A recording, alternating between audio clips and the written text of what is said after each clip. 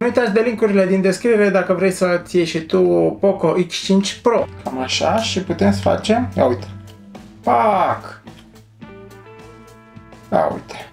A venit noua husă, pentru că cea stock, v-am zis, nu prea mi-a plăcut și nici asta n-are aici jos căpăcel la încărcare, dar am dat căutare și am găsit acest model care a venit din China și mai nou vin astea din China, cel puțin de data asta la mine, ajungem final la poșta din Ungaria și mai departe cu Fan Courier. Timișoara și Fan Courier, cel puțin cu CNIA, Supply Economy Plus, nu știu ce. Și am căutat odată în România, unde exact aceeași firmă, da, asta e husa, exact aceeași firmă, e în două locații, odată cu 50 de lei și odată cu 70 de lei. O să las linkuri în descriere și pentru cele din România. Mai puneam eventual și un transport la astea din România și am căutat și în China pe AliExpress și am găsit-o și acolo.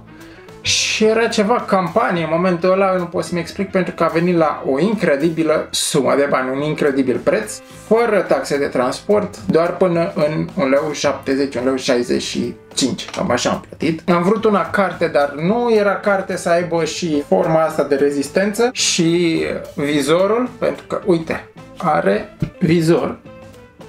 Și a trebuit să mă mulțumesc cu modelul acesta, care este unul destul de bun. Cam așa arată husa după 2-3 zile de folosire. Ia uite, nici nu se vede de la lumini că este complet neagră. E ceva cauciuc plastic, fel de policarbonat, ceva, habar n-am. Îl face mai gros și dă o formă de armor, de șantier, de rezistent. Apropo, uite așa, intră aici, în zona de jos, așa se fixează, e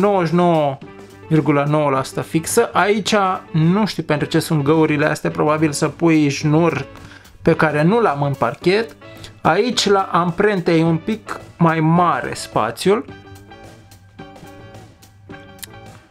Și îmi place aspectul ăsta, da, se și vede că aici e un pic de spațiu, un pic mai mare husa și îl face mai gros telefonul, dar cumva că are spațiul ăsta îmi place mai mult decât în husa cea cu care a venit în pachet, pentru că aceea lăsa doar butonul liber. Aici astea de volum și merg foarte bine. Aici un pic la telecomandă cam acoperă, vezi, nu vine chiar fix. Acoperă un pic senzorul, dar merge oricum bine. În zona asta de căști așa se vede, aici e difuzorul de sus, pe laterale nu-i nimic. Aici are magnet să pui pe bord la mașină, ăsta nu fuge. Și aici e un pic în pantă, vezi că dacă aș apăsa, uite, nu are ceva 3D, e un cauciuc venit așa în pantă. Inel, să prinzi de el, care se rotește. Și ia uite, se rotește, nu mai rotesc prea mult. E din plastic inelul acesta și aici e ceva magnetic, ăsta, ca să pui pe bord. Și telefonul acum poate sta și așa, te uiți la ceva, sau așa, sau plătești un pic și prinzi așa să nu scadă. E mulțumitoare husa. Iar aici pe partea de ecran, uite cât de mult vine. Are, să-ți arăt eu, cam așa. Nu acoperă chiar până în marginea asta, nu-mi place, dar o să schimb la un moment dat și folia asta stock, să-i pun una de sticlă, că înțeleg că cea de sticlă e mai bună. Iar în zona de camere cam așa se prezintă, aproape perfect intră. Blitzul ăsta nu mai merge așa de bine acum, dar în rest nu deranjează. Ia să vedem pe blitz, să-ți arăt cum se vede. Cam așa. Înainte avea un unghi mai larg dacă îi scoți husa. Și ăsta face click aici, dacă tragi, pac. Și acum te chinui un pic să-l bagi la loc. așa, și când faci, nu se mișcă, vezi? Dar îl împingi și are un fel de click. Oricum, e destul de bine mulțumitor. Când deschid camera nu mă deranjează.